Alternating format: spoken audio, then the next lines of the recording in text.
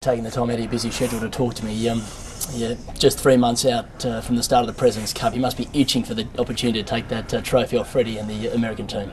I don't know about whether I'm itching. I'm itching for my guys to believe they can take the trophy off Freddie's team. My responsibility is to really do the best I can with all the stuff leading up to it. The interesting part for me now, and it's probably more interesting than it was this time 2 years ago, is the position of the team and the strength of the team and the number of really good players who are not on the team. So they're not the automatic 10. So that's what I'm really interested about. That's what excites me the most, because I'm going to have to make a couple of tough decisions here. Yeah, we'll see them coming up. It's still another 6 weeks until you have to make the captain's picks, but Fred's already come out publicly and said that Tiger Woods will be one of his captain's selections. That's if he doesn't automatically qualify for the team. Right. Given the state of Tiger's game right now, do you think that was a wise move? Look, I don't know the discussions that goes on behind the scenes with Freddie and Tiger. I knew once Tiger committed to the Australian Open, then obviously there was some arrangement made, for sure. But to be honest with you, it'd be a tough one for me. I mean, you've got a lot of other players in between number 10 and wherever Tiger is. I think he's like 24, 26 right now. So there's a lot of great players you've got to leapfrog, guys who have actually performed very well over the whole year up until this point. So I can understand Tiger is, a great asset to the team, but he's not the player that he used to be. And so it'd be, for my situation, I wouldn't come out as early as that and make that statement. I would sit back and I'd wait a little bit, and you never know what happens. Tiger might go backwards and not forwards, so then you put yourself in a tougher bind. I see Michael Jordan as one of Freddie's assistants again. Which Aussie sports celebrity are you thinking of looking at? I know Warnie loves his golf. Well, I looked long and hard at a lot of great people. I won't name their names because they all had different other opportunities, or whether it was business commitments or whatever, or other sporting commitments. And I looked long and hard a lot. But the thing is, the difficult part is finding the individual that all 12 members of my team could relate to. It's easy with Michael Jordan because all the Americans relate to Michael Jordan, right? It's hard because the South Koreans and the Japanese might not relate to Warnie. I'll be honest with you, I went from great actors to great actresses. I went to sports people. So it was very, very difficult to find that. And at the end of the day, is it going to make any difference to the players? Is it going to be a distraction to the players? So I have made my decision. I will announce it tonight with the guys about an assistant captain, and I think the players will be very, very happy with it. Will it be announced publicly soon? Tonight, yeah. It will be announced publicly tonight. Okay. You're just about to meet with the players, as you mentioned, with the majority of the players which will be on your team come November. I know you don't want to give too much away, but what kind of things are you going to talk about? Well, tonight's not really talking about the lead up to the President's Cup. Talk a little bit about what Royal Melbourne represents to some players, what represents to players who have no idea what Royal Melbourne's all about. But just staying focused, getting this PGA Championship come Monday. Yeah, they got the playoff series ahead, but start focusing on it.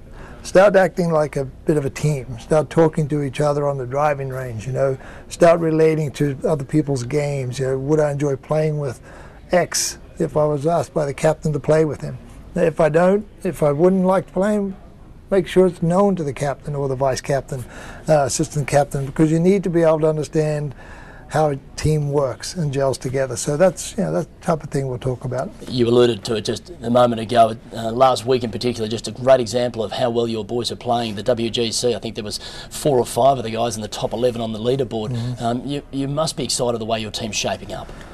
Well, I knew we were going to have a really good team this year. I knew since the Masters April.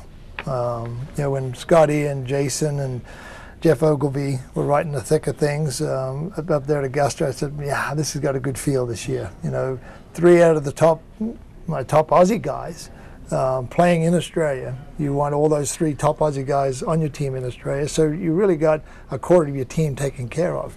So I felt really, really good about it then. And everybody else is starting to step up to the plate at the same time. So from a captain standpoint, I couldn't be happier. I've spoken to a lot of the potential players in the side over the last 3 months over here in the United States, and all of them have said it was their major goal to play under you on the President's Cup this year. Robert Allenby's gone as far to say if he doesn't make the team, it'll be one of the biggest disappointments of his career. To hear that kind of passion to play for you on the President's Cup, that must be pleasing. Well, yes, it is, because I love all these guys. I mean, I don't know some of them as well as I know many of them. You know, my relationship has really been built up over the competitive levels that we've played against each other. And I'm young enough for them to be able to relate to, too. You know, if I was 30 years old or 20 years old, it might have been difficult for some of the Ryo Ishikawas of the world and the guys who play a lot of international golf but don't play a lot of golf in the United States. So it's great to have that feeling, because that's what you want. You know, they're not. I don't want them to play for me. I want them to go out there and play for the President's Cup. I want them to go out there and win for themselves. And they win if they do what they love to do and do what they love to do the best. And then they will win the Cup. You must be delighted to see what Adam Scott's achieving now, given the fact that back in 2009 you made the bold call to make him as a captain's pick, and that's helped his confidence come through. It must be almost like a father seeing someone win. Well, you know, I always look deeper than some surface value of what's going on. I knew the talent what Adam had, and who knows what was happening to him on and off the golf course, pretty much off the golf course.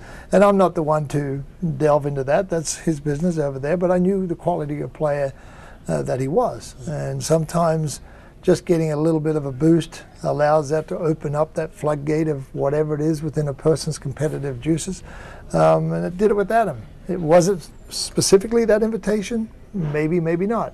But it allowed him to open up his confidence a little bit more, to be recognized that he belonged in that group of 12, and to be recognized by, okay, there were a lot of other players ahead of him that was in that list or on that list to be considered.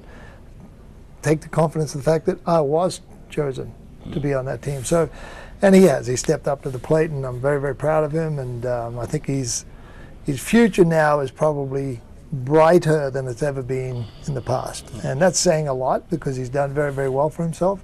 He's 31 and he's really entering the prime. He's really got five years to go, 20 major championships. If he plays 20 times a year, that's 80 tournaments. So, you know, when you start drilling down on that number, now you start to see how focused you got to get. Yeah, very much so. On top of that, how good was it to see Stevie now on our side of the team? He's not caddying for Toby anymore. He's on the international side. Actually, I called him last night. He and I had a conversation, and I said, it's about bloody time you're back on the right bag here. So he's all excited, because you know, what we talk about is the rugby, and we talk about the cricket. And Steve, I've known Steve since he was 15 years old, and I feel like, you know, I feel for Steve. What did you make of his comments, by the way? You know what? I said to Steve, hold your head high, number one. But, you know, you feel, he looked like he felt liberated. You know, sometimes there's this cathartic feeling that you can release. And he did that. And but now he's got to keep his head high, you know, and just go about the business of being Adam Scott's man on the bag. And don't let all this other stuff get involved. And they will cross paths, you know. They will be playing together somewhere along the line, you know, whether it's going to be the President's Cup, which it could easily be the President's Cup, who knows. So keep your head high and just keep looking forward. Great advice. You mentioned the captain's picks. Has to be one of the toughest things you do as a captain. Currently, Ryo Ishikawa is 11th. Then you've got Jeff Ogilvy, Robert Allenby and Aaron Baddeley, the next three. Not only are they all just Australians, they're all Victorians as well. Yeah, no, I took a big sigh. I took a big, deep breath there, because, you know, I just saw all the guys, except I haven't seen Robert. You know, I can't say to their face, pull your finger out and get on the team, but you think, pull your finger out and get on the team, right?